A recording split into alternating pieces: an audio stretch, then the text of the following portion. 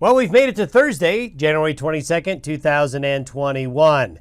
On today's Day Weather Podcast, we're going to talk about the stagnant pattern. The pattern we're in is going to remain and really not break up too much, and that's typical for this time of year. High pressure is locked in, and usually mid-July to mid-August, the central and western United States is usually under some high pressure ridge. Nothing unusual there. That's why this is the hottest time of the year. Now, monsoonal moisture is going to increase today. It won't be as widespread, though, this weekend and early next week. In fact, we see a gap in the monsoon moisture flow developing this weekend into Monday and Tuesday. However, by mid to late next week, it comes back in again as high pressure vacillates east and west. We're also going to have a La Nina El Nino update for you. So we didn't take too long on this podcast. We posted that La Nina El Nino update on the Day Weather YouTube channel, so check that out if you want a full update on where we're headed with La Nina and El Nino this fall and winter. Here's the water vapor satellite image as of early this morning. Anywhere you see the gray and the blue here, this shows where the deeper water vapor is. And you can see this is the same plume that we've had around this week. It kind of vacillates east and west. The axis of the deeper moisture is about like this, and that's where the bigger thunderstorms and the showers are going to be today. Now, where you see the orange and the red colors, well, that's where the air is much drier.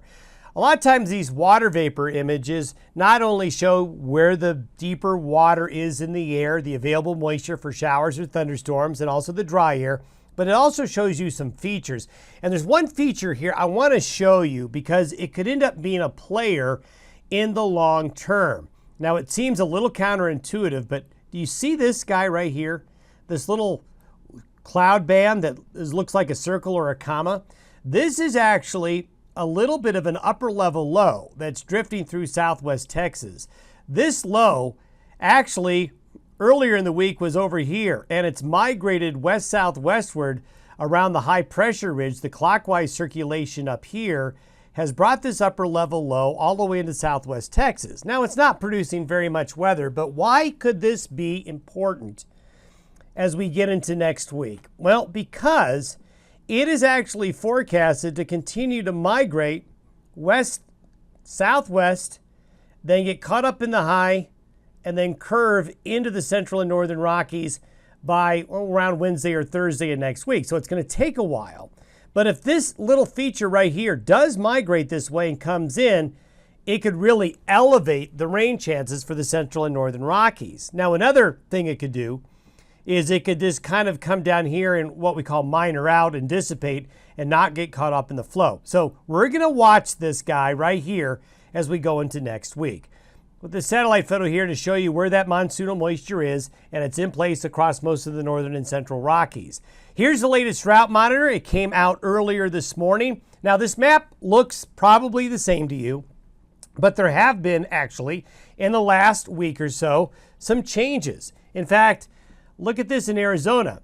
That's a little bit of an improvement right there. There's been improvements in New Mexico as well. There's been improvements in southwest Colorado as well. Very minor improvements in drought conditions, but we'll take what we can get. And if we were to look, it's kind of maybe hard to see on this graphic, but there's light green colors in Arizona, New Mexico, and Colorado. The gray means no change in drought status.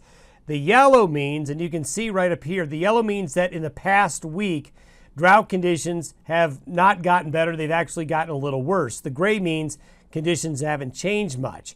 But there has been, with that monsoonal moisture, some improvement in some of the drought conditions here. And also, need to point out that that drought map does not include some of the heavy rains that fell on Tuesday in some areas of the desert southwest and central Rockies. So these are minor little victories in a very large battle against the drought, but nonetheless, something that's somewhat encouraging. And if we were to take a look at the last 30 days, this goes from the middle of June to the middle of July, the last 30 days, anywhere you see blue, rainfall's been above average. Anywhere you see red, those darker colors, it's been below average. And you can see that in parts of the Intermountain West and the Plain States, and then look at the Southwest United States. Look at this. Again, small little victories in the drought But the last 30 days has actually brought above average precipitation. It's that northern tier of the northern Rockies, the Pacific Northwest, and the northern plains, and then along and west of the divide right here that continues to suffer the most. We're hoping that we can fill in this area with some of these blue colors here in the next couple of weeks. Now let's show you what evolves. This is the map for today. High pressure is basically right over the four corners. You see this little circle here? That's that upper level low I showed you on the satellite imagery. That's why it kind of looks out of place. But the high pressure center is right over the four corners. Look what happens over time. So with the monsoon moisture around the high, this is what the monsoonal moisture flow looks like today. The green and the blue looks a lot like that satellite imagery is on top of the region. So shower and thunderstorm chances will be up today. Now, what happens by Sunday is the high goes from the four corners to Nevada. It actually goes to the west. Think of this high pressure ridge as like a door opening and closing. When the high is more out here, the door is open to the monsoon. When the high is over here, the door closes to the monsoon. So what will happen this weekend, later this weekend, and into Monday and Tuesday of next week, the air dries out, and here it is. The monsoon flow gets squeezed a little bit. It's still there, but this patch of brown means drier air comes in like this. So there will be a reduction in the coverage of thunderstorms over the Intermountain West and Western High Plains, probably starting Sunday and noticeably Monday and Tuesday. However, there will be then a resurgence because the high then moves into Kansas. It heads back east. So what happens? The door opens again. Now, you may be asking, well, where is that little circle? Where is that little upper low? You see this little indentation right here? That's it, getting caught up and coming on through. So by the middle to the end of the next week, that could enhance the rain and thunderstorm coverage, and that's something we'll keep a keen eye on as we get into the middle to the end of next week.